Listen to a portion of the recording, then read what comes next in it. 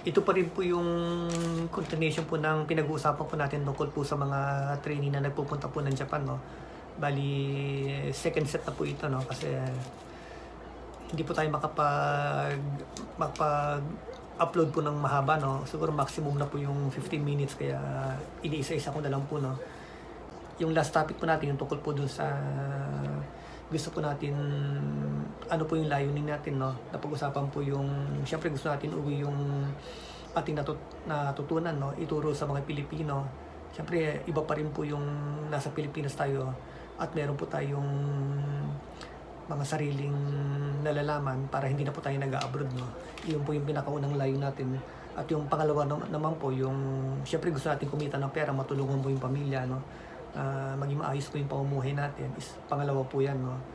Pangatlo naman po yung ayun na nga po yung mapag-aral po natin yung mga anak natin, no? Makabili tayo ng bahay natin, ganyan, sasakyan, mga gusto natin, mga pangailangan natin, at maging maayos po yung pamumuhay natin, no? Ito naman po yung pang-apat naman po na nakikita ko po na pwede natin gawing layunin, yung magkaroon po tayo ng yung layunin natin sa pagpunta po ng Japan. Pag uwi natin, makapagtayo tayo ng sarili nating negosyo, no? Kung ano man po yung natutunan natin, ipagpatuloy pa sa Pilipinas para po makapagtayo tayo ng sarili natin at umunlad po ang ating bansa, no? Ano naman po ang dapat nating gawin para gawin natin para kung nasa Japan na tayo, no? Ito naman po, no? What are the things to do when we're here in Japan, no? If we are a trainee, no? My number one is we have to study. Why? Because we don't know how to speak. We don't know how to communicate, so it's very important to study their language, because if we do not know their language, we cannot communicate. So this is very important. This is the main, and it is very sad, or kumbaga sa Tagalog, napakasakit po, no, lalo na kung hindi po natin naiintindihan yung pananalita nila, hindi tayo nakapag-communicate. Kaya napakalungkot po, no. Ito po yung mga marami sa amin nung trainee po ako. Isa po ito sa mga naging hindrance po nila, no, o may mga umuwi po dahil po sa hindi sila makapag-communicate, lagi sila nakakagalitan. Kaya ito po yung number one, kailangan po natin mag-aral ng Nihongo, no. Kahit na po ako nung nandun ako nung dati nung trainee po, akong ginagawa ko lagi po, kung meron po akong dictionary ginagawa ko, one word lang na every night, no. Meron akong dictionary na isa-isang araw isang word lang, no. Ano, kaya 2 words ang pinag-aaralan ko, kaya naipon yun, no. Isa po yan, no? Tapos yung pangalawa po, yung kailangan po natin maging masipag na pag nasa Japan na tayo, no? Hindi na po pwede yung you have to be when you're in Japan, the number 2 is you have to be a hard worker. You have no place in Japan if you are lazy, because all Japanese people are hard worker. You can see their economy, because you can see why their economy is huge, you know. Kahit na po kahit na even though there's many calamity in Japan, you can see after the calamity, they in a matter of months, they rebuild fast. They rebuild it fast, no. Mabilis po nilang naayos yung mga nasira sa kanila, kasi ganun po sila kasipag, no. Kaya napaka-importante po na pag nasa Japan na po tayo, kailangan po maging masipag po tayong lahat. Yung mga ginagawa natin dati, o hindi po natin nakasanayan, o sa tingin natin na masipag na tayo noon na nasa Pilipinas, pero pagdating po sa Japan,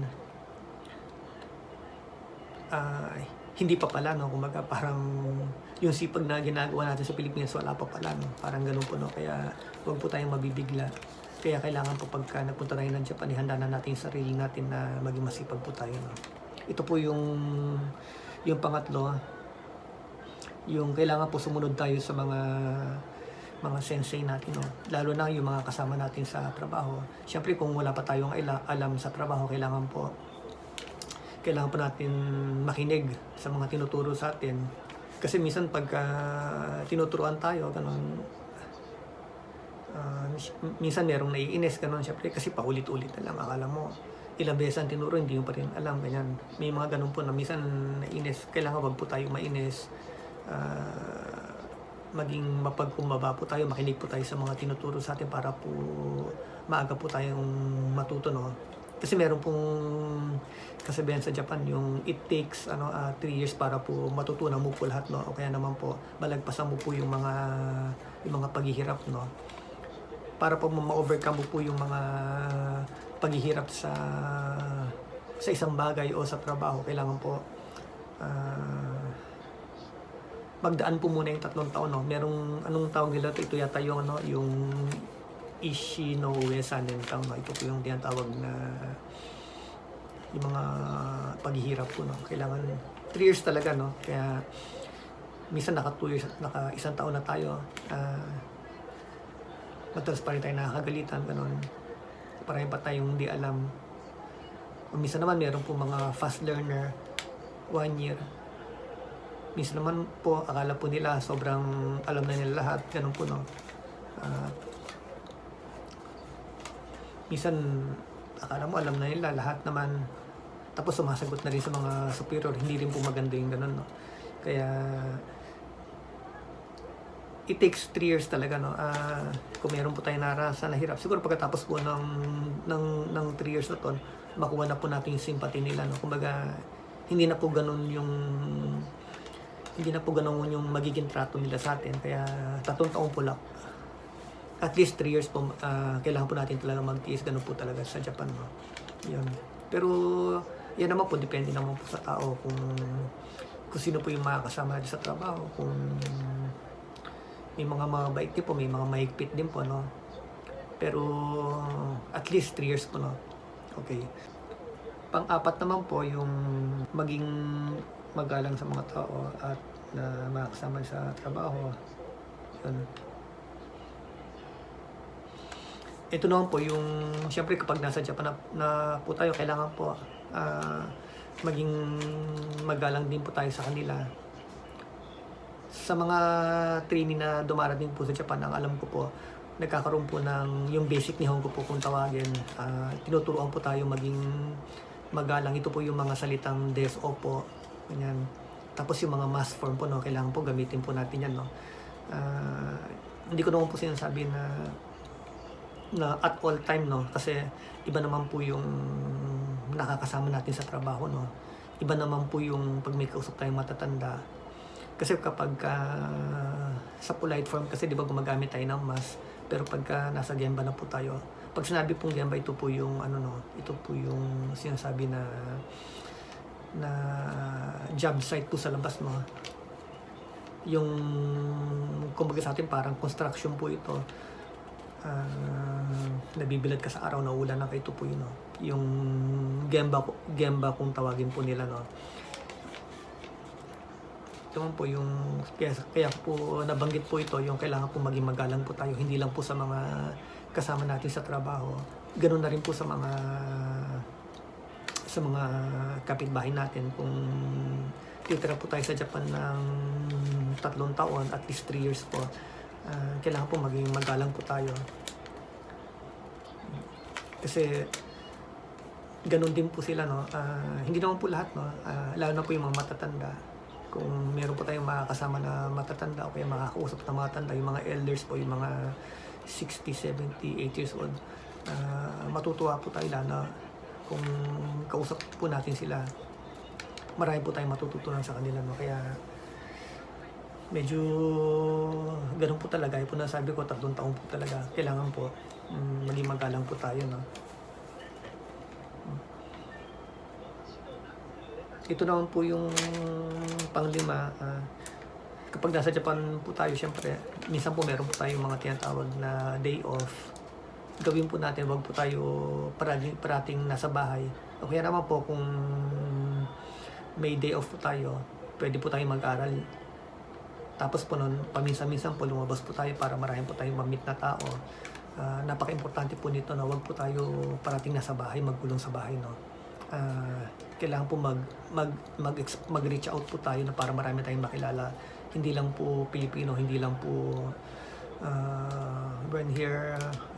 Paminsan-minsan po mag-English ako kasi para po may address ko na rin po sa buong tao po, no, sa lahat po ng tao sa buong mundo na nakikinig po, no. Kahit po balubulok to, even my English is not very good, or it is like English Carabao.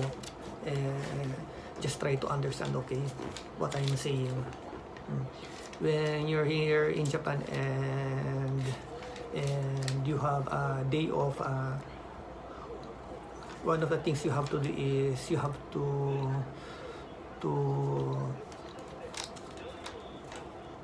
study. Of course, you have to study Nihongo, and when you're finished studying Nihongo, from time to time, you have to go out to reach out so that you can make friends to others, and not only your fellow countrymen but also to some Japanese people around you or foreigners around you. This is one way to communicate, because it is very important to have friends here in Japan. So your Nihongo will improve much better. Okay, I like to repeat it in English. When you're here in Japan, you have to study, one, and you have to be a hard worker, and number 3 is you have to respect your superior in your work, or to your teacher, or somebody who teaches you every day what to do in your work, and not only to fellow workers but also to the people surrounds you or your neighbor. The 5th one is you have to go outside when you're not working, so so you can meet many people to improve also your Nihongo. Okay, and the 6th one is when we are here in Japan, we have to be more patience na. Why? Because if you don't have patience, and your fellow worker or Japanese people told you to do this and you're not patient, you will get angry. So kailangan po talaga maging mapasensya po tayo para po makapag-aral po tayo ng maigi at matutunan po natin lahat po ng mga itinuturo sa atin, no. Ayan po. Bali, ito po yung second part po ng video natin. Meron pa akong isusunod, isisingit po yung third part po, no. Minamadali ko na para po magkasya po kasi mahirap din po mag-translate. I-try po natin i-translate sa Japanese. O sige po, gano'n na lang po. Abangan nyo po yung third part.